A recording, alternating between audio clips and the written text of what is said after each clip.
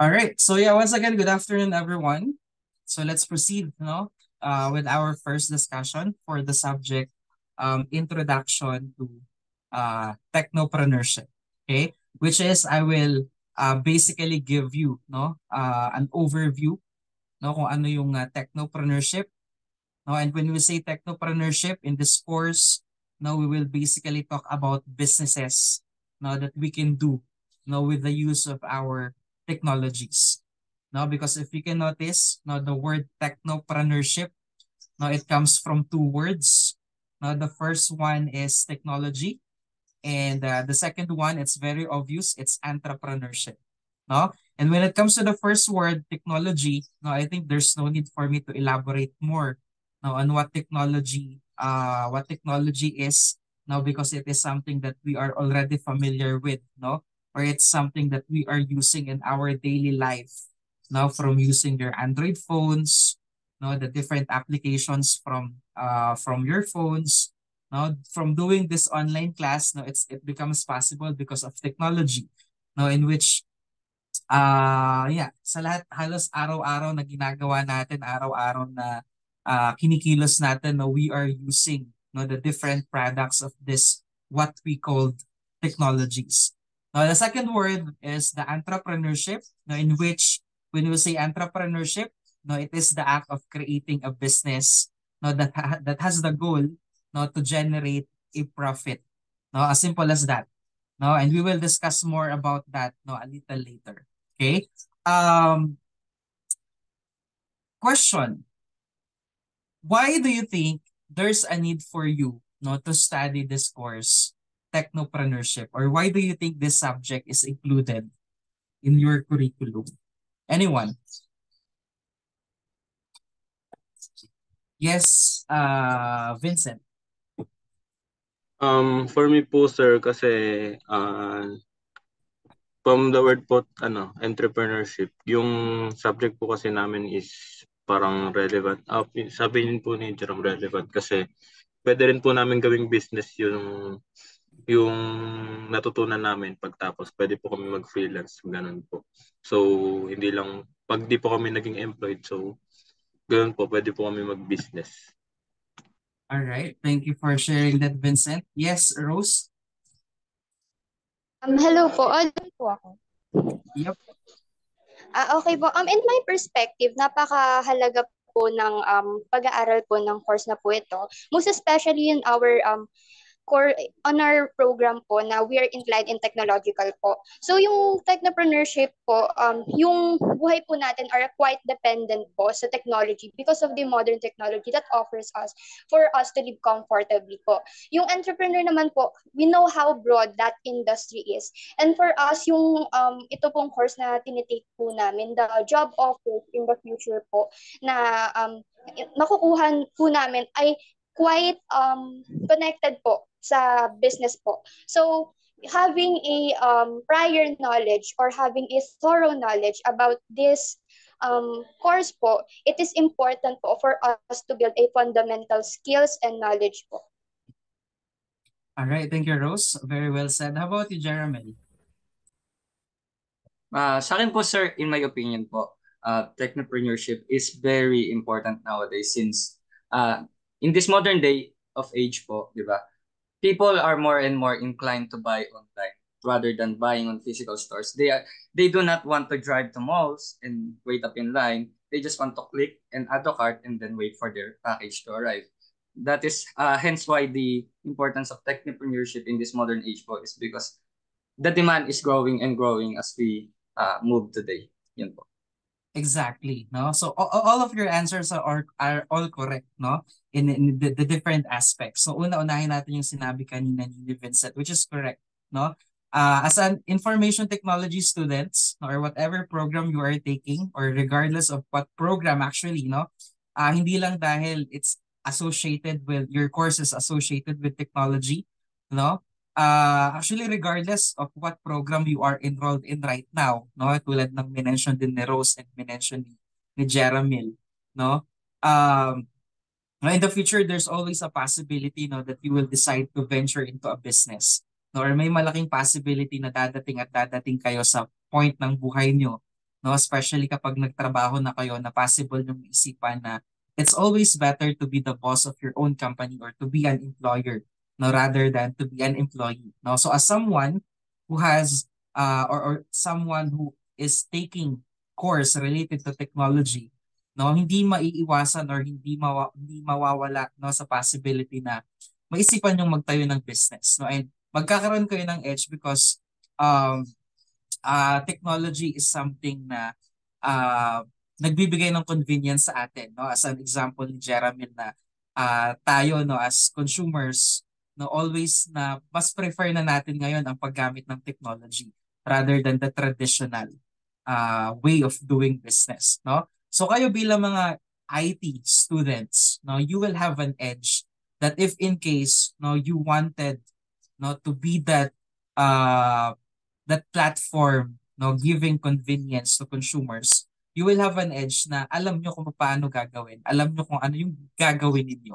No, so that's why, no, this subject, no, technopreneurship is included, no, or is important, no, for you to take para if in case maisipan yung magtayo ng business or if in case maisipan yung mag-create ng technology that would provide convenience, no, it will be easier for you na magawa, no, kasi napag-aralan natin, no, na natutunan natin, no.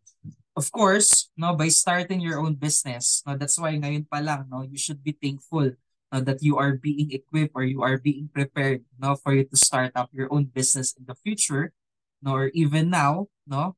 Kasi kahit ngayon, actually, pwede na kayong magnegosyo no. Pwede na kayong mag-start ng business niyo kung gugustuhin niyo lang, no.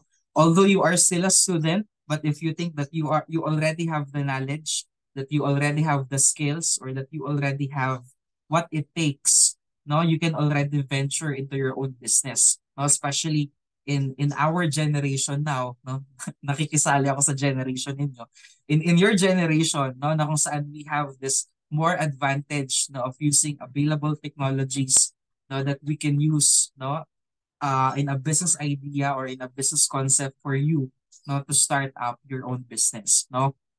So for us to better understand, no, in other words, no, kapag sinabi nating technopreneurship, no, it is as simple as entrepreneurship in a technology um sorry in a technology intensive context, no. So pag sinabi nating technopreneurship, no, it is a process na kung saan there is a merging of our knowledge when it comes to using technology and combining it with entrepreneurial talent natin na tinatawag in entrepreneurial skills, no, that you will of course, no, definitely learn, no, in this subject, technopreneurship for this semester, no. So what I will be teaching you are the knowledge, no, that I gained from my experiences being a practitioner in entrepreneurship, no, in which, as I mentioned earlier, no, I'm serving as a business consultant for some of the startup ventures, no, who are my consulting clients, and from the knowledge that I gained from, no, attending different training and conferences, nabubulol ako, sorry, for technopreneurship, no, and for attending technopreneurship workshops, and of course, no, from my experience being a technopreneur myself, no, hindi naman sa pagmamayabang, but I'm proud to say that the business team, no, or the business team whom I'm part of it, no, were recognized I think last December, not 20 December 2022, no. We received an award, which is the Golden Globe Annual Awards for Business Excellence and Outstanding Filipino Entrepreneur, no. Kaya ang pinaka-paborito ko talagang linya, no, is more on doing business, no. So for today's lecture, no, I will be giving you an overview or introduction, no, to technopreneurship. Okay? But before we proceed, no, with our discussion, I think I have some slides here. Yeah. Let's continue to chunk down, no, para mas maintindihan natin, mas matutunan natin kung ano ba tong concept ng technopreneurship. Let's chunk down, no, the technopreneurship term into pieces. And let's discuss its definition. Okay, so let's start with the definition of entrepreneurship, which is, I believe, that entrepreneurship is something that you are already familiar with because this is one of the subjects from your senior high school days. Tama ba? May entrepreneurship ba kayo ng senior high days niyo or wala? Sa amin po Can meron. can I see your thumbs up button if nakapag-take kayo ng NTREP subject nung senior high?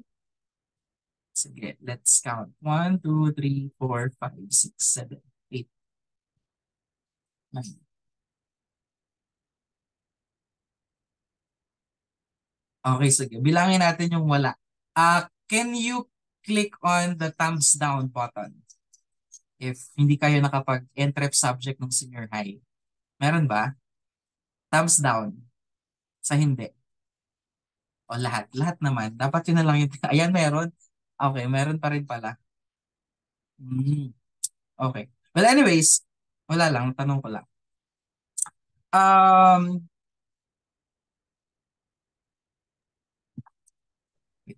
Sino itong mag-join na to? Papasukin muna natin. Kawawa naman.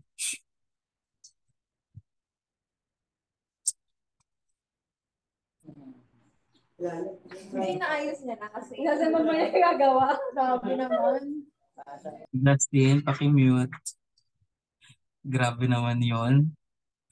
Alright. Yeah. So going back, natanong ko lang naman kung sino dito sa inyo ang hindi pa nakapag-take kasi parang hindi ko na-explain ng maayos yung entrepreneurship because I believe yun nga karamihan majority you are already familiar what entrepreneurship is all about. Which is kapag sinabi nating entrepreneurship, if we're going to summarize yung naituro ng senior high school, entrepreneurship, it is the capacity and willingness to develop. Hindi ko sure kung nilagay ko sa slide yon kasi ayan, nilagay ko siya sa slide. Yeah, when we say entrepreneurship as a review, and as a knowledge sa hindi pa nakapag-take ng wait lang. Kanina pa to doorbell si Aunt Elise. Hindi pa to nakakapasok. Wait lang. Pasukin muna natin. Nadi-distract ako eh.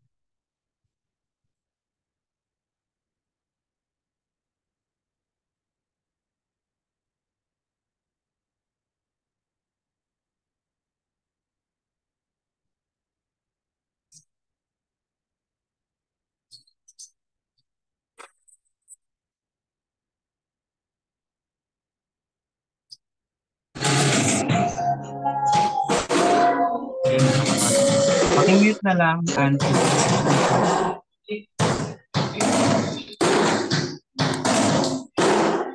Ayos Anong gate yan?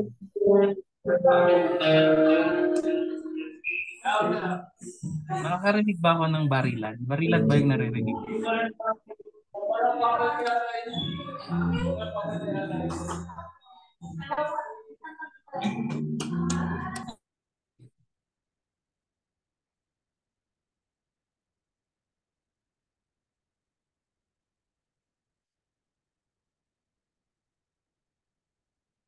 Ann Elisa, naririnig mo ba kami?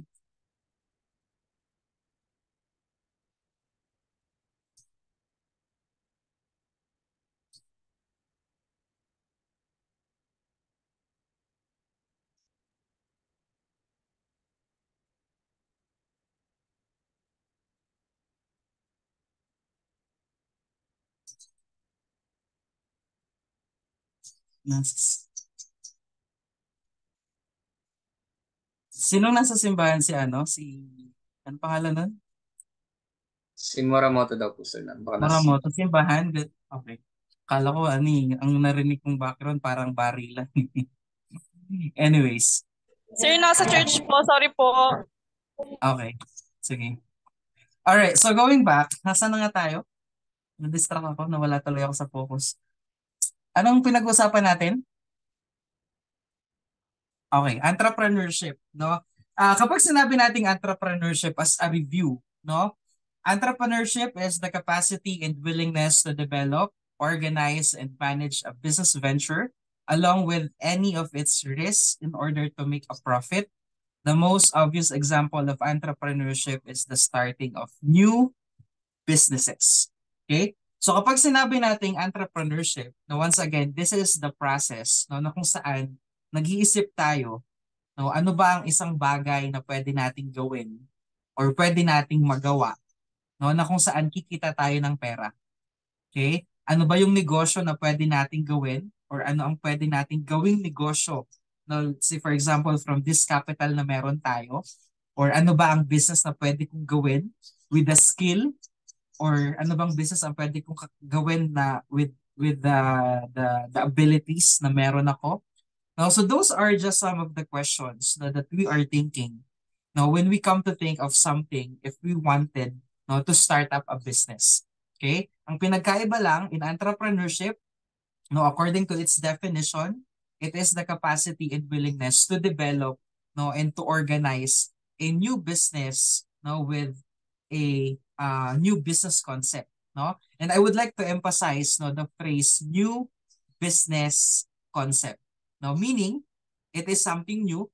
No? It's something na may bago kang ibibigay or may bago kang i-offer. No? And when you are able to do that, no, when you are able to introduce something na bago, no, ito yung tinatawag natin na innovation. Okay? And innovation is something that is really important no in entrepreneurship and in technopreneurship, no? And when there's an innovation no na kung saan that innovation is something that you use no as your new business concept, no, then we are calling it as entrepreneurship, no? In a simple context, no, when we say entrepreneurship, it is when a new business has something new to offer, no, or something nakakaiba, no, or something na possible na wala pa sa existing markets or hindi pa ino-offer ng competitors or hindi pa ino-offer sa industry, no? And in this explanation, no, I'm emphasizing that entrepreneurship is the starting of new business. No, kasi for example, you venture into a business, no, that na kung saan that business na bine-venture mo is something na walang innovation or walang bago or walang kakaiba, no? The business that you venture is something na existing na sa market. No, it is just a business, no? Ang tawag sa iyo businessman. At hindi ka pwedeng tawaging entrepreneur, no, kapag for example, ang naisip mong i-venture na business is business na nag-i-exist na. No, negosyante ka lang nun. Hindi ka entrepreneur. But if you started a business na kung saan you offer something new, no, you offer something with innovation, no, something na bago na wala pang nag-i-exist sa market, then that's the time that you are an entrepreneur. Okay? Pag sinabi nating entrepreneur, no, as we can read here from the slide, no, an entrepreneur is an individual who rather than working as an employee, runs a small business and assumes all the risks and reward of a given business venture, idea, or good or service offered for sale. The entrepreneur is commonly seen as a business leader and innovator of new ideas and business processes. No? So basically, based from this explanation, kapag sinabi nating entrepreneur, no, it is a person who brings his unique idea or innovations no, to run as a business. No, while kapag sinabi naman nating businessman, no, it is a person who starts a business with an existing concept no, or with an existing idea. No? So if we are going to analyze no, the difference between being a businessman and being an entrepreneur, now we can say that entrepreneur no, believes in creating his own path while a businessman no, walks in an existing path no, in the field of business.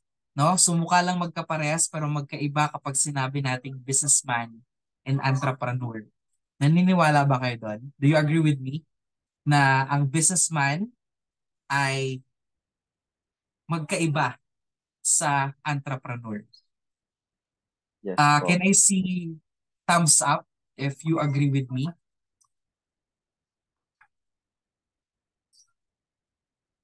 Ayan, James Manuel, bakit? Bakit you agree with me?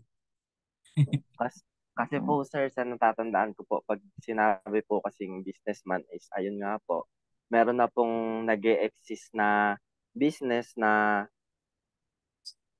ayun rin po yung ginawa niya, samantalang naman po yung entrepreneur is kailangan niya pong mag-come up sa new idea po na siya lang po yung meron. Okay. So that's it, no? So yun yung pinagkaiba, no, nung entrepreneurs and businessman. And with that, no, this is what I'm always saying. And I'm sure you're familiar with this. I don't know if this is an adage or a mantra, but all entrepreneurs, no, can be a businessman, but not all businessmen can be an entrepreneur, no? And the reason why I'm saying this is because no, there's always, katulad ng sinabi ko kanina, no, there's always a common assumption, no, that businessman and entrepreneur are the same. Okay? But both of them, no, refer to a different individual that possesses a distinct approach to business, no? So kung ikaw, let's say, magbe-venture ka sa isang business and you will follow a set path of business na sinimulan ng iba or business na walang bago or business concept na nag-i-exist na, no, then you are a businessman. But if let's say you will venture in a business, no, na kung saan you create your own path with new business concepts, with new business ideas, no, then that's the time that you can be called as an entrepreneur, no? Kasi karamihan maraming nagki-claim, no, na 'di ba, for example, kunwari may mga na-attendan ako mga seminars or webinars na kung saan yung speaker ay magto-talk about business niya, then ang term na tinatawag sa kanya ay entrepreneur. Pero if you're going to analyze the business na meron naman siya, it's kumaga parang, for example, 'di ba nung pandemic, no? Kaya bumaba ang value ng mga mga CEO kasi yung mga nag-rebranding ng sabon, nag-rebranding ng ano ba nag-rebranding ng mga makeup, nag-rebranding ng mga cosmetics. Ang tawag na nila sa sarili nila ay CEO. Tapos ang tawag na nila sa sarili nila ay mga entrepreneurs. No, but basically they're just businessmen. No, they're just businessmen because yung business no na venture nila, it's something na nag-exist na. No, kasi hindi porket nagpalit ka ng label, hindi porket nagpalit ka ng branding, ano ka na no, nag-offer ka na ng something new. No, it's the same business idea, it's the same business concept, nag-iba ka lang ng pangalan. No, kapag ganun yung business concept na ginawa mo, no, you are just a businessman, you are not an entrepreneur, no? Kaya sabi natin na all entrepreneurs can be a businessman, no, but not all businessmen can be an entrepreneur, no? Kasi iilan lang talaga yung mga pumapasok sa mundo ng pagnenegosyo that they really offer something new, no, they really offer something with innovation, no? No, so that's the difference, no, between a businessman, no, an entrepreneur. No, once again, pag sinabi nating businessman, no, pag businessman, magsisimula ka ng isang negosyo, no, na kung saan the idea ng business na gagawin mo is nagawa na ng iba or ginawa na ng iba. But if you decide to start up a business, no, na may bagong concept or may bago kang ipapakilala, then that's entrepreneurship. No, you are an entrepreneur. Okay? And at the end of this semester, no, I'll try to make sure no, na hindi ko lang kayo tuturuan ng principles and concepts of technopreneurship, but to also make you an entrepreneur. Okay? Gusto nyo ba yun? Can you say power? Joke lang. Hindi naman, joke lang. Hindi naman tayo ano dito. Hindi naman tayo. Ang tawag sa ganun, networking. No? But I hope no, that at the end of this semester is ma-motivate po kayo no, to really venture into a business. But if you decide to venture in a business, we make sure no, that we are offering something. No? Kasi kumbaga parang kayo nga as mga IT students, no, you have knowledge when it comes to technology. You will have knowledge when it comes to application development or web development or software development. You can maximize it no, to offer something new, to offer new technologies in which that technology you can benefit from it no, na maging isang business no, that can generate a profit no. So I hope no, that at the end of the semester is magkaroon kayo ng ganung ano no, entrepreneurial mindset. Okay? Moving forward now with our discussion, always nating minimension yung word na new concept, yung word na new ideas, no? But basically it talks about, no, this term, no, that we can read from our slide, which is the word innovation. Okay? Pag sinabi nating innovation, it is the creation, the development, and implementation of a new product, of a new process, or of a new service. No? And sa panahon natin ngayon, no, since we are now living in, yun na yun, ako ba yun?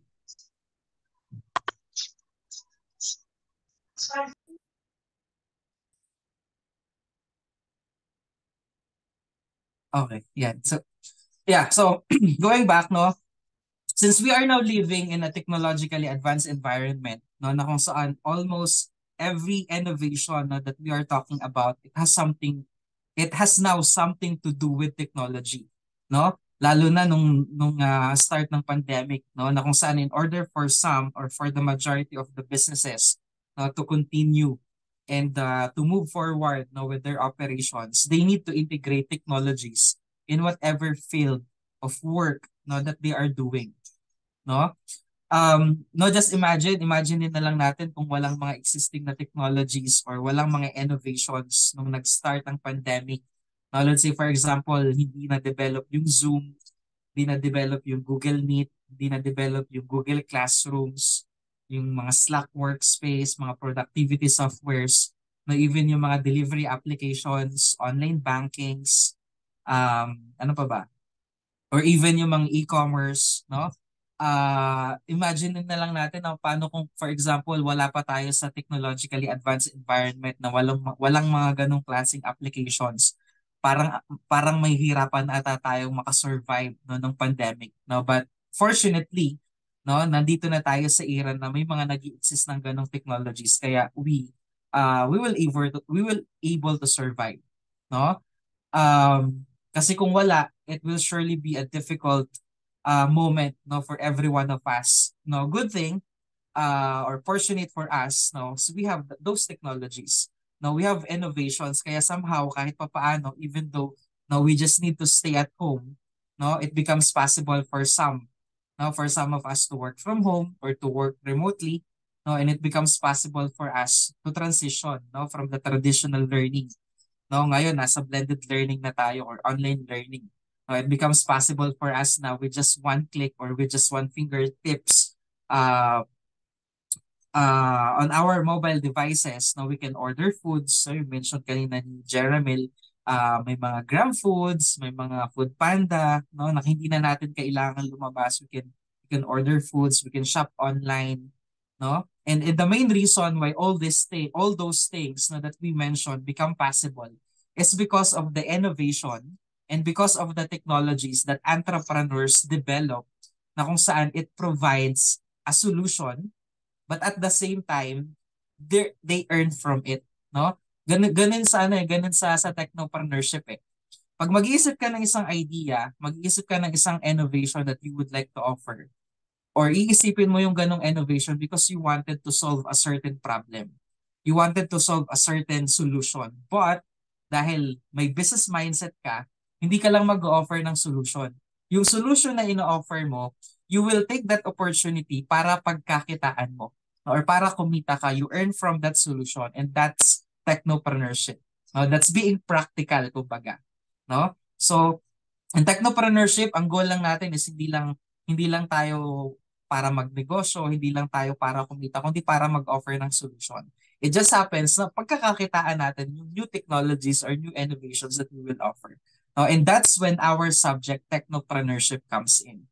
No, so once again, when we say technopreneurship, we are basically combining together the idea of entrepreneurship that is being integrated or that is being connected with the use of technology, no, with innovations. And kapag sinabi nating technology, no, it can be a science-based or IT-based or anything that has something to do with digital era, no, na ginagalawan natin ngayon. Okay? And speaking of digital era, no, na ginagalawan natin ngayon, which is currently, no, we are using technologies, no, na sa sobrang bilis ng mga pangyayari, no, sobrang bilis ng mga kaganapan. It's been 4 years, no, 4 years already, no, na kung saan kung babalik ako sa 4 years ago, I never imagined before na magle-lecture ako ng business lectures. Kasi I mean, kung babalikan ko yung 4 years ago na hindi pa na-introduce yung pandemic, no, parang hindi ko na-imagine that time na magle-lecture ako ng business lectures ng online, no, na possible pala siyang mangyari, and it becomes possible because of the technologies na meron tayo, no. Sobrang bilis ng mga pangyayari, no. Currently, no, we are using technology to learn, technology to teach, no, and we are on an online class, no. And the reason why I'm saying this is because in entrepreneurship or technopreneurship, no, we can also apply, no, that famous saying that nothing is permanent in this world except change, no. Ito yung kasabihan na masyadong gasgas na kasi na-apply sa lahat ng bagay. No, nothing is permanent in this world except change. No, lahat ng bagay nagbabago. No, lahat ng bagay may changes. Lahat ng bagay there should be an improvement. No, parang jowa lang yan. Darating at darating sa time na magbabago or magkakaroon ng bago. Ano, and, uy, may hugot si Sir, joke lang. And what I would like to elaborate with that with saying that nothing is permanent in this world except change, no, is that these changes, no, na possible nating ma-encounter or mararanasan are something that we can control. Tama ba? Changes are something that we can control. Do you agree with me with that? Okay. Since changes are something that we can control, but if we have this entrepreneurial mindset, no, we can always think of something positive na kung saan magbe-benefit tayo, and at the same time pwede nating pagkakitaan, no. So that's entrepreneurship. Now, if we also take advantage of using technologies to innovate and to earn a profit, no, that's technopreneurship, no. So what I'm trying to say here is that technologies and businesses or companies are always changing, no, are always undergoing changes and always undergoing some improvements or some evolutions, kumbaga. That's why if you are in the field of business, whether you're a businessman or you're an entrepreneur or right now just a student, you should not be afraid not to take advantage of changes, no. So if there's an opportunity for you to think of something new, to think of something unique or something that has innovation, no, always go for it, no, because we'll never know, no, that yung something pala na naiisip nyo ang something na makakatulong sa para maging successful in the near future, no. Let's take the ngayon na usong pagkain ng parang 2 years ago or a year ago, the grilled balot, for example, no. Who would have thought, no, that the grilled balot idea is something na magiging mabenta or something na magte-trending, no. However, nung nag-trending siya, ayun, 'di ba, nagsimula yun sa isang nakaisip lang ng ganong new concept. Dahil pumatok siya sa masa, madami nang gumawa. No, dahil sa sobrang dami na nang gumawa, yun, unti-unti na lang din siyang nawala kasi yun, something na yun nga, it's something na kumbaga parang there is change, no? Nothing is permanent. Possible yung maisip yung concept, ngayon magte-trending siya, then the next day hindi na siya magte-trending. In technopreneurship, yun yung pinaka-challenge sa atin. We always have to think of something new to offer. Now, hindi kung kunwari nakapag-isip ka ng ganitong idea, kinabukasan dahil nag-trending siya, hindi ka na mag-iisip. No? So tulad nga ng sinabi ko, nothing is permanent in this world except change. No, changes are something that we can control. No, but if we have this entrepreneurial mindset, no, we can always think of something na ano ba yung pwede pa nating magawa, ano ba yung pwede pa nating ma-develop, ano ba yung pwede pa nating ma-offer, no? In the most obvious way, no, kapag sinabi nating technopreneurship, it is what you will get now when you combine or you put together the entrepreneurship idea with technology, no. And this is not just the effect of technology on businesses, but rather the process, no, where progression, no, in the lives of the people happens, no. So it is the process of using the developments, no, brought about by specialized knowledge, no, for us to come up with innovations, no, in the all aspects of human life, no, with the aid of of course, ng ating pagiging creative and ng ating skillful mind, no? Um, Kasi you know what, in our generation, no, sa generation natin ngayon or sa generation nyo ngayon, na one factor na that greatly influences the lives of every people is the technology, no? Halos lahat ng bagay or halos lahat ng galaw natin ngayon umaasa tayo sa technology. Even before the pandemic existed, no? Lalo na nung nagkaroon ng pandemic, no, mas lalong naging helpful yung technology sa atin. No, nagkaroon ng mga online market, no, ang daming nag-online selling, no, dumami ang naging mga delivery service carrier, no. Kasi halos sa mga e-commerce na rin tayo bumibili, no? Sa Shopee, sa Lazada, no? Ito ngayon, nagkaklase tayo sa Zoom, kaklase tayo sa Google Meet or MS Teams and a lot more of our activities, no, in which we are using technology, no? Di ba pati nga yung sabong naging online na rin, di ba? Dumating sa point na yung sabong dahil hindi magawa ng face-to-face because of technology na naituloy siya in a online sabong. No? Although it's illegal, pero makikita natin, no, kung gaano kapamaraan yung mga businessman, no, as long as possible na gawin. No, we are coming up of something na to do, no? Na for example, yung sabong, no? They come up with something kung paano nila magagawang online, no? Uh, to do something with innovation or with the use of technology. Now, we will do it, no? Ganun tayo mga Pilipino, ganun tayo ka-resilience, no? For example, yung mga sabongero dahil hindi makapagsabong o di mag-develop sila ng innovation kung paano makapagsabong ng online, no? And we can also consider it as technopreneurship, no? Because we integrate the use of technology, no? Which is kasi wala pa naman nag-online sabong before. So nung nagkaroon ng online sabong idea, o nga no, possible pala siyang gawing online, no? So that is the concept, no, of technopreneurship, no? So it only means that anything under the sun, no, must cope up with the changes, no, created by this shifting factor, no? Even lalong-lalo na sa mga businesses, no? So whether they see these developments as a challenge to surpass or as an opportunity to expand, no, yung business venture, no, we just can't eliminate the fact that we should ride along with its trends, no, or with the changes, no, or with the technological advancement. Kasi kung hindi tayo sasabay sa changes, hindi tayo sasabay sa development of technologies or innovations, no, mapag-iiwanan tayo. Okay? And to summarize, now what I'm explaining about technopreneurship, no, technopreneurship can be defined as follows. Okay, can someone please read? Pagod na akong magsalita. Can someone please read? Technopreneurship can be defined as follows. Let's call on Teo Angelo.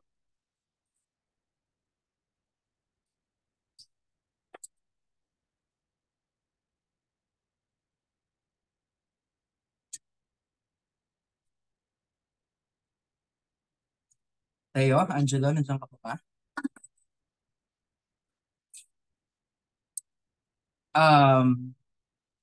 How about you, Krisha May? Sir, yung first bullet lang po ba? Lahat. Okay po. Technopreneurship can be defined as follows. Integration of technology, innovation, and entrepreneurship. Act of turning something into a resource of high value by converting good ideas into business venture that relies heavily on the application of human knowledge for practical purposes. Entrepreneurship in the field of technology. Manufacturing high-tech products or making use of high technology to deliver products to consumers. Exhaustive use of technology in making a profit. All right, thank you so much. Okay. Now, so once again, no, if we're going to summarize, no, what I mentioned or how I define technopreneurship, and from this slide. Now, once again, kapag sinabi nating technopreneurship, no, it's the combination of technology and entrepreneurship, which involves the development of innovative ideas, no, or innovative products or services that can be commercialized for profit. No, lalo na ngayon, no, ang dami ng usong innovations and technologies, no, na nagagamit natin ngayon. We are in today's fast-paced and technology-driven world, no, na kung saan the ability to innovate and bring new ideas to market, no, is crucial, no, for business success. No, and kayo bilang mga students, no, this course, no, will be important for you because this subject will help you, no, identify business opportunities. No, kung mabibigyan kayo ng pagkakataon na makiisip ng something, either innovation, new idea, new concept, and how you will turn this into a business opportunity, no, and create a business plan, no, and how you will execute it effectively as a business, no? Kasi maraming tao ang nagkakaroon ng opportunity to have a business mindset, no, or to have innovation that can generate a profit, but not everyone can execute it into a business.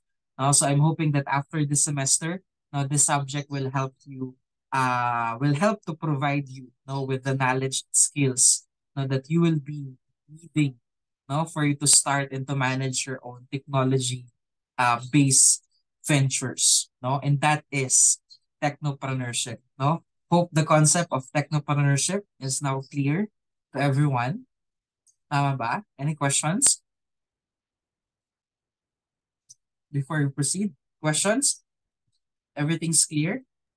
Clear po, sir. All right, thank you.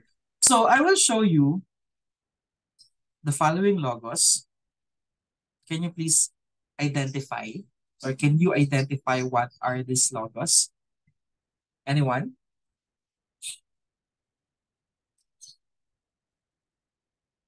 Yes, Jerome. Lahatin mo na, Jerome.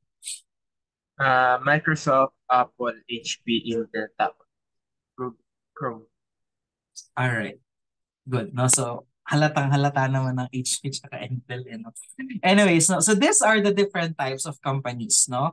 So what they all have in common is that they were started by technopreneurs.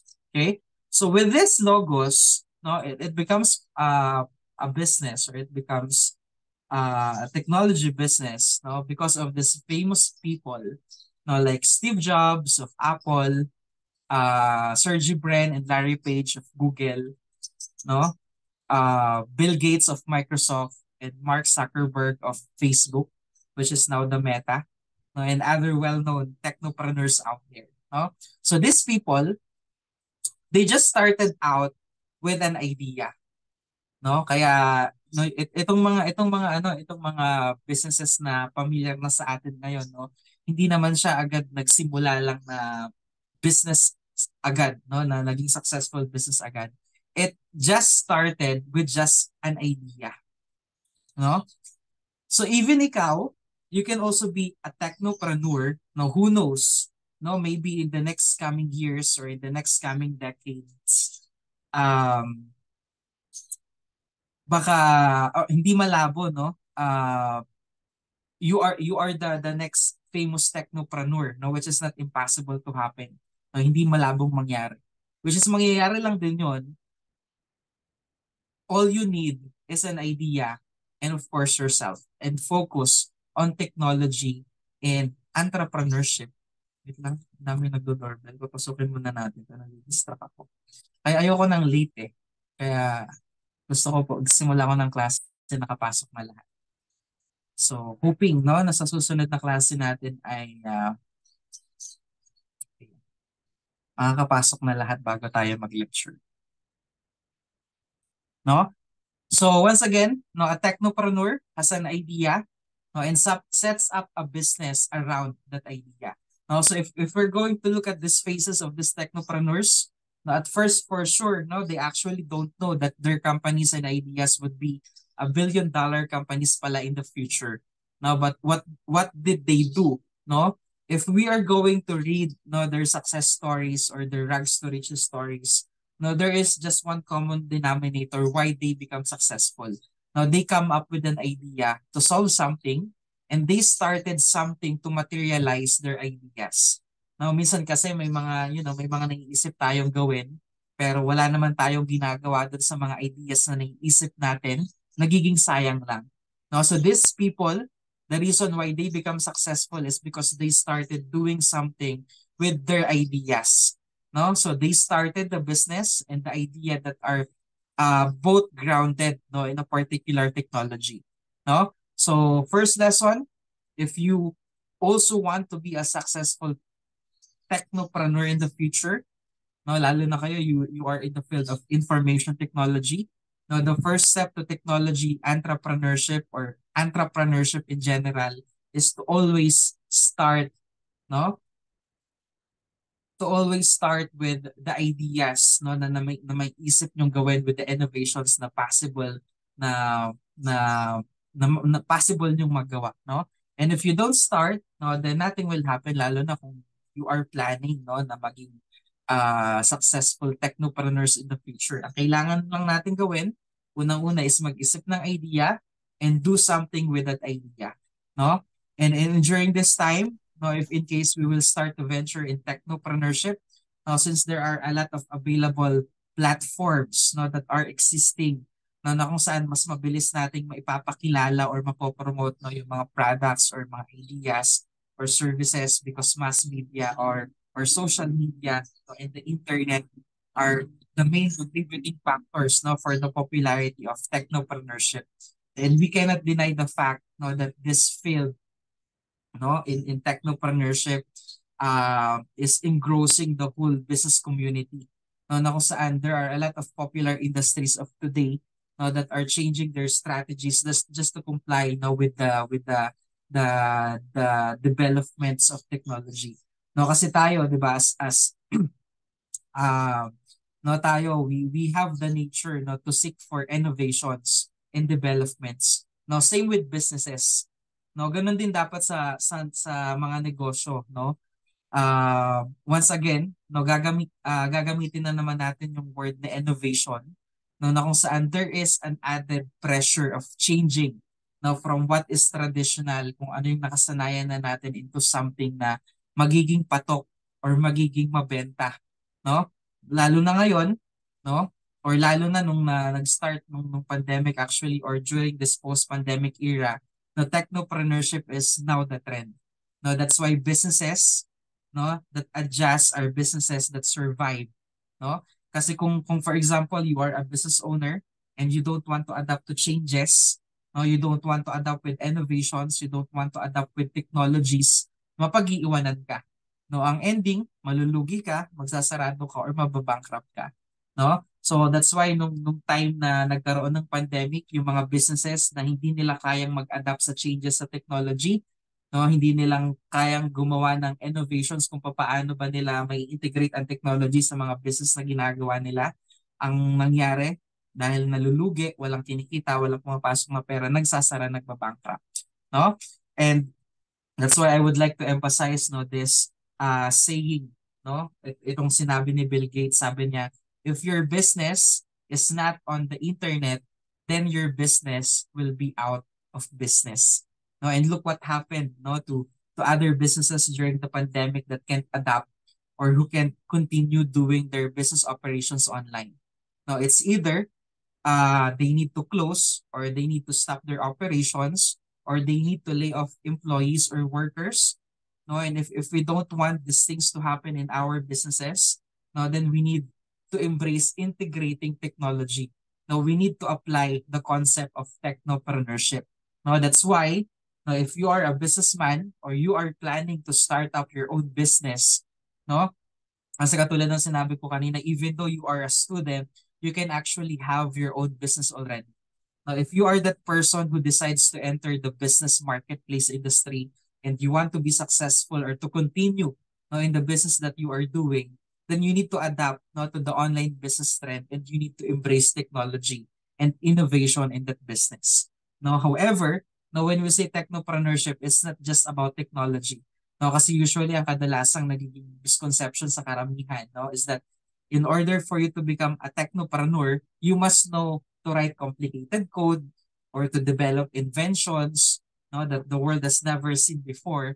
No, it's not like that. Hindi natin kailangan na alam natin lahat ng mga languages.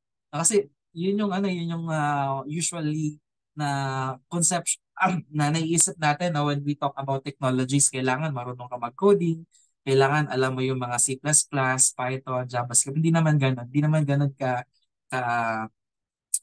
tawag doon, ka-complicated, no? Ang technopreneurship, no? It doesn't need or hindi mo kailangan, nahirapan ako mag-English sir. Hindi mo kailangan alam mo paano magsulat ng mga codes, no? Um, it all comes down, no, to a brilliant idea, no? Na kung saan we are just integrating that idea with the use of technology, no? So it's basically it's all about invention, it's all about innovation, no? Once again, the innovation is the key, no, to achieving success in this new technological breed of entrepreneurship, no. It simply means that it only means that we need to find solutions to problems, no, na kung saan what we are doing or is we are utilizing some tools or technology, no, na maximize natin yung mga available na technologies kung paano tayo makakapag-offer ng solutions na kung saan those solutions na yon ay iti-take natin, no, as an advantage for us to earn a profit, no. So lalo na ngayon, no, because of these technologies, a lot of resources, no, are easily for us to obtain, no. Madali na sa ating mag-obtain ng information dahil continuously growing na din, no, yung mga available platforms na meron tayo ngayon, including not only the search engines but also the chat models, no. Kaya magiging madali para sa atin, no? For example, meron tayong naisip na innovation or idea, possible ba tong gawin, no? So mas madali na natin ma-identify if it's really feasible or hindi, no. So it becomes easier for us, no, to obtain more information about business opportunities and for you to come up with some successful technopreneurship business ideas, no, that will allow you to create your own successful business, no. Since information and technology allow us to find or to explore, to analyze, and to share information more efficiently, no, and effectively, no, na kung saan creating one of the next biggest technopreneurship ideas can now be made easier, no, kasi pumunta lang tayo sa Google, there are a lot of resources available for us to help us validate if the idea, no, na may isip natin is something possible ba or is it something feasible ba and can be categorized, no, as a technopreneurship idea, no.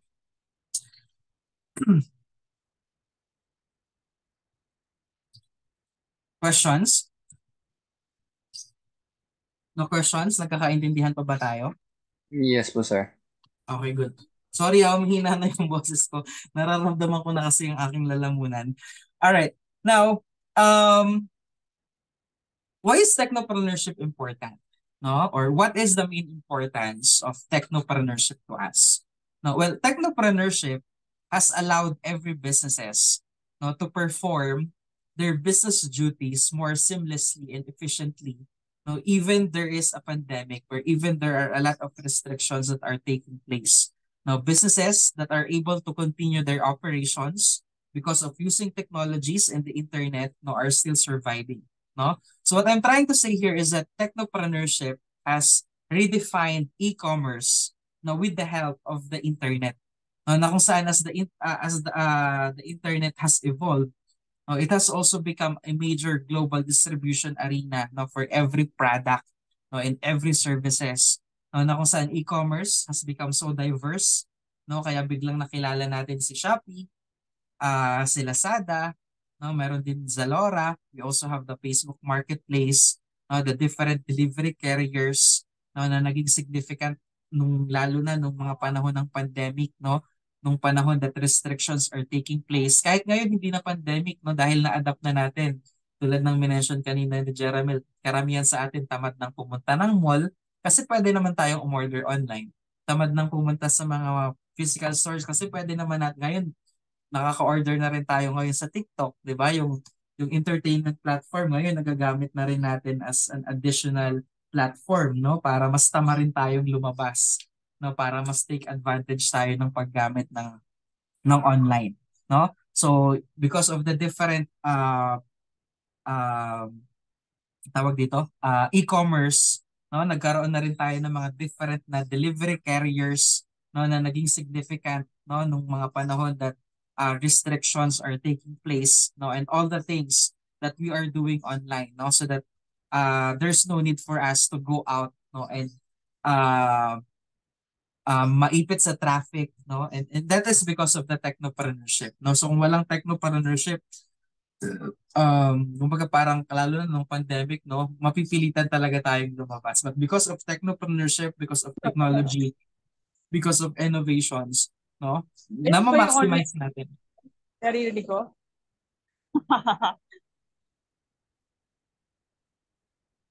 Sino yan? Ayan, no? Natalie, Kaya nga eh. paki-mute. Natalie, Okay. ayan.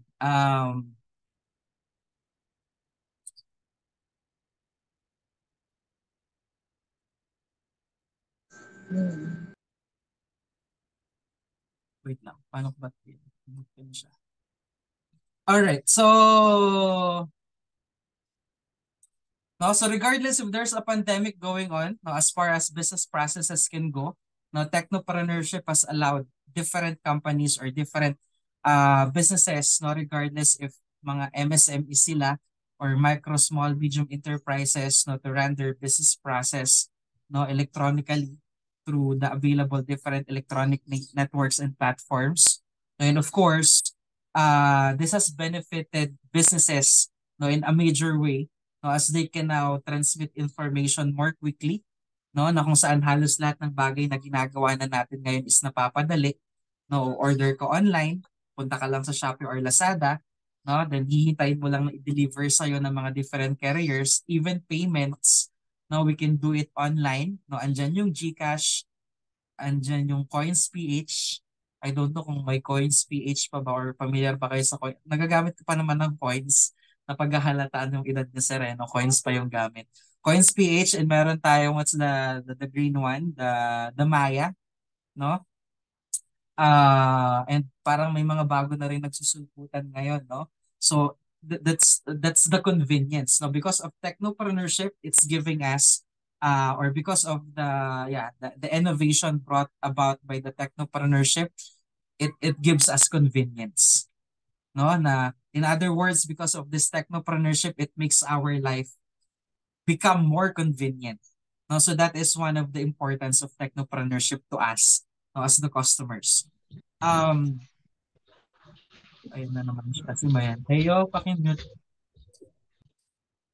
Ayan, no. Moving forward, no, with our discussion, no, this technopreneurship process will not happen if there's no one behind it. If there's no one who come up with a new business idea or with a new business concept. No, technopreneurship will not take place if there's no one behind an innovation. No, and once again, we are calling them, no, as technopreneurs. No? Well, in this subject, technopreneurship, no, as a business consultant myself, one of my goals is not only to teach you the principles of technopreneurship or entrepreneurship in general, but also to form you as an entrepreneur or technopreneurs. No? So all throughout our discussion with the subject for this semester, no, I'll help you become one. Ano? Power ba tayo dyan? Power. Parang feeling ko parang nasa networking tayo eh, no? So to continue with my lecture, no, on the introduction of technopreneurship, no, let's discuss on how each of you, no, can be a technopreneur, no, or an entrepreneur in general. Okay? So if I'm going to ask each one of you if you have plans of owning or running a business yourself, no?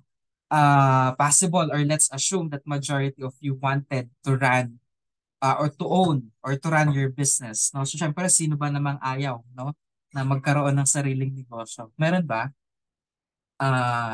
Sige, mag-ano tayo. Yan, passive income. The interest of, ay ngayon ko lang nababasa itong mga pinagsasabi niyo. It improves our economic growth, the interest of the society, easy order lang, sir, passive income. Yan. Now, so kung kayo yung tatanungin ko, do you have plans in the future to become technopreneurs or to start your own business? Yan, yes. Okay, can I see heart reacts?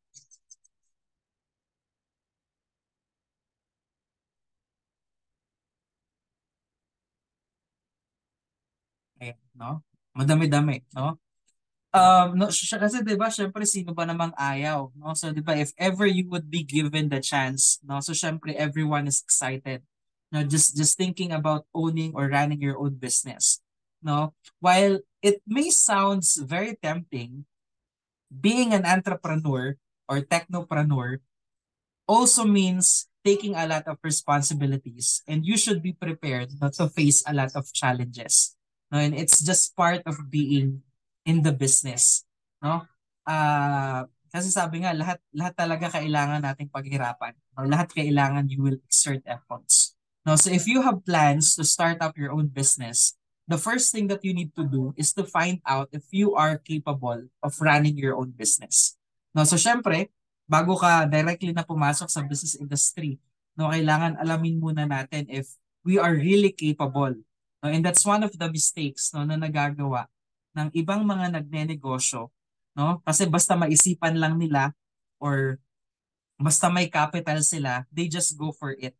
No, without them evaluating first if they are really capable. Dahil nga hindi na nila na-evaluate muna ang ending, the business didn't work out, no? Kasi hindi ibig sabihin na porket may malaki kang capital or may mga contacts ka or you have available resources is magiging successful entrepreneur ka na. No, it doesn't work that way. No, having the capital or the resources are just a favorable circumstances for you.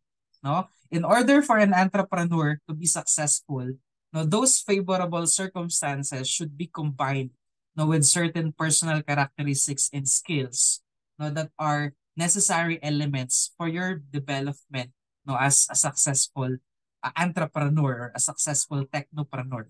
No, kasi dito sa business industry, no, you need specific knowledge and experience in the field, no, to be ultimately successful in whatever type or kind of business, no, you choose to establish. Okay? So that's why sa next na meeting natin on our next, which is face-to-face tayo, no, I'm thinking of giving you an activity, no, in order for you to find out if you are really capable of running your own business or if you are capable of what business idea or what business concept should you do, no, for your business, no, since all of you are planning, no. So meron akong dalawang types of assessments, no, na ipapagawa sa inyo. The first one will measure whether you have the right abilities to be an entrepreneur, and the second assessment will help you to identify which type and field of business may be suitable for you.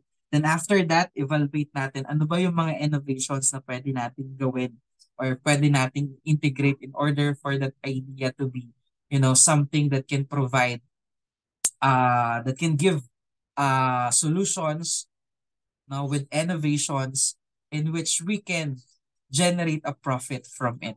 No? So yun yung gagawin natin for next week. Okay? And balik tayo dito, no? Balik tayo sa nakalimutan ko ng discussion ng ano, no, ng importance of technopreneurship, which is I already discussed, no, the first one, which is convenience, no? Let's go with market expansion. No, technopreneurship has affected every business sector, no, and has provided many benefits. And one of the benefits is that technopreneurship affects the business market. And because of this technopreneurship, it helps the businesses to expand their market, both national and global markets, and it allows companies, no, to reach more customers. No, it allows companies to select better suppliers or even establish better relationships with business partners. No, kasi with the use of the technologies or the internet, no, kahit sabihin natin na it's not your goal to reach the international market, it is now possible, no, na mangyari because the business are now being done online, or lalo na if the business are being done online, or if the business, no, are being integrated, no, with the use of technologies, no, na let's say for example, kunwari, di ba, we have a business na kung saan it's just a brick and mortar business, No, pag sinabi nating brick and mortar, it's the physical business, no? Um, Meaning, for example, meron kang shop or meron kang pwesto, no, yung mga customers na usually makikater mo is yung mga physically na nakakapunta or makakadaan dun sa business location or sa business location kung nasaan yung shop mo or brick and mortar business mo. But because of technopreneurship, now since we can now integrate different technologies, we can integrate different e-commerce no with your business, no, na kung saan those e-commerce are also products of technology, no, so we can now use or we can now also reach out other customers, no, regardless of their locations, kasi kung before, kung traditional na business model lang, no, ang possible na nagiging customers lang ng mga brick and mortar businesses is yung mga tao na napapadaan or nakakapunta sa physical locations. But because of technopreneurship, because of that integration of technologies, no, nagkakaroon tayo ngayon ng market expansion na even yung mga nasa ibang bansa or even yung mga tao na geographically not near your location, no, ay pwede nating ma-reach out or pwede nating maging customer, no? So, and that becomes possible because of the technologies, no? Kasi nga lalo na kung yung business na nagagawin natin is online, tapos may mga delivery services, no, that are also available, online payments are also available, no? Even ako nga, no, yung target audience ko kasi mayroon akong YouTube channel, no, which is my lectures are uploaded in my YouTube channel, no, which is initially ang YouTube channel ko, ang target audience ko kung bakit ko ginawa yung aking YouTube channel is for my students na parang magkakaroon ako ng lecture video sharing platform. No, but minsan I'm receiving emails from international companies offering me career opportunities tulad dun sa isang lecture ko, no, sa subject ko na print production. Because of those lecture, may nag-offer sa akin na maging print production expert ng company nila, no? And I also receive another email asking me if I can be one of their brand influencers. And that company is based in parang in Arizona something. No, and I'm not bragging. What I'm trying to say here is that because of using available technologies, no, whether it is our intention or not, no, it can reach international audience. No, and if we are using technology in our business, no, it can help us, no, to expand not only locally but also globally, no, and internationally, no. And aside from the market expansion, no, the next importance na ibibigay ng technopreneurship is or technopreneurship for the companies is that it reduces cost, no. Thanks to marketing expansion and the rise of technopreneurship, no, companies can develop or can process, can distribute, can store, no, and even access information at a lower cost, no. So thanks to technopreneurship, information that once took uploads of physical space, no, with thousands of papers, no, can now be stored in technological components. No, it also reduces the cost lalo na for those businesses, no, that has operations, no, that can run with employees working from remote work, home setup or work from home. No, mas malaki yung natitipid nila, no, hindi na nila kailangan magpatayo ng office or mag-rent ng office or magbayad ng utilities or ng securities and a lot of staffs, no. And those are just some of the important benefits, no, of technopreneurship for corporate businesses, no. And we will be discussing more, no, about this on our next lecture, no. So that is how, no, we define technopreneurship and the importance of technopreneurship. Any questions? And so far po. May magandang question si Nathaniel. Business po ba yung gumawa ng games, sir? Kasi that could become passive income if successful, which is actually yes, no. Let's try to use the MLBB. Sino dito ang nag-MLBB, Mobile Legends, Bang Bang? Sino dito nag-ML? Wait lang. Hindi ko nakikita yung mga messages kasi natatakpan ng ano. pag nagpe-present natatakpan siya. So, i-ano ko muna, i-end ko muna tong presentation ko para mapag-usapan natin yan. Yeah, so by the way, simple ano ako, no? Itong presentation pala to na ginamit ko ay ginagamit ko to sa mga presentations with clients, kaya nakalagay dyan yung aking The Business Project and ang aking digital marketing company, exp.com.ph. So, kung may mga business kayo dyan na kailangan nyo ng aming digital services, visit. Nag-promote agad. Promote agad. Gabi naman sa sir. Lecture 1 pa lang. Nag-promote agad. Ay lang. X ko lang. Ayan. Ano ba ito? Mali. Pala dapat. Ayan. Okay. Yan. So, let's go sa question ni Nathaniel. Send IGN. 2016933452. Kabisado. Joke lang. Business po ba yung gumawa ng game, sir? Kasi that could become passive income if successful. Yes. Kasi 'di ba, for example, nasa ano kayo, your ITs, no? Matututo kayong mag-develop ng mga applications, matututo kayong mag-develop ng mga software, ng mga ano pa bang pwede nyo ma-develop? Mobile apps, no? Pwede siyang maging passive income, no? In different aspects or in different areas. Okay? For example, magde-develop ka ng isang game, no? And na kung saan yung game na yon ay it's something na sa tingin mo magiging patok, magiging trending. Ang una mong gawin, pwede mong ibenta, no? Pwede mong ibenta yung na-develop mong game application, or pwede mong ikaw mismo yung pagkakitaan mo mismo, no? Yung ma-develop mong game, no? Yung ML, Mobile Legends, we can say that it's a product of technopreneurship, although the idea of the Mobile Legends ay nanggaling sa Dota, sa idea ng Dota, tama ba? But the only difference is that Dota is being played using PC.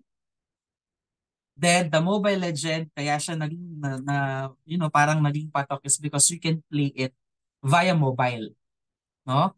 So which is during the time na nagsimula yan, no? Syempre, kung in a business perspective, kung magde-develop ka ng isang game, no? Ide-develop mo siya na kung saan sino ba yung mas maraming users? Mas marami ba ang gumagamit ng PC or mas madami ba ang pwedeng gumamit ng mobile? And because of that, no, yan. And accessible po. Yan, yun na nga yung sinasabi ko, no? Na kaya siya naging pato kasi mas maraming tao ang gumagamit ng mobile compare sa PC. No? And dahil I'm not sure pero correct me if I'm wrong na ML ang pinaka nagsimula ng mobile na interactive game. Tama ba? Na yung kasi di ba sa Dota mag-i-invite ka na magsabay-sabay kayo maglalaro, may comms. Then from that PC, kung sino man yung di ko na-research kasi kung sino yung nag-develop ng ML kaya hindi ko masabi yung pangalan niya. Kung sino man yung naka-develop ng ng idea, no, ng converting the idea from Dota na nalalaro lang sa PC to mobile games, no. It's an innovation, no, na bakit kaya hindi natin gawin sa cellphone, no? Gawin natin sa cellphone. So that's product of technopreneurship. No, tingnan nyo naman ngayon, no? Meron na tayong mga esports na kung saan there are different companies ang nag-sponsorship, no, sa mga esports ng Dota, no, and mga Dota players ay hindi pala Dota, ML, no, ML players ay malaki na rin ang kinikita nila, no. So if let's say for example kayo yung nag-develop ng ganong program or nag-develop ng ganong application, no, so literal na it can be a passive income talaga, no, it can be your fortune, no. So dahil kayo matututo kayo, no, na mag-develop ng mga softwares, matututo kayo na mag-develop ng mga applications. If you can think of something na sa tingin mo, if gagawin mo tong idea na to, this idea is something unique na wala pang nakakagawa, this idea is something na napapatok, na magkakaroon ng interest ang karamihan, go for it. No, it's also technopreneur. No, it can provide you no passive income if successful. Yan, no?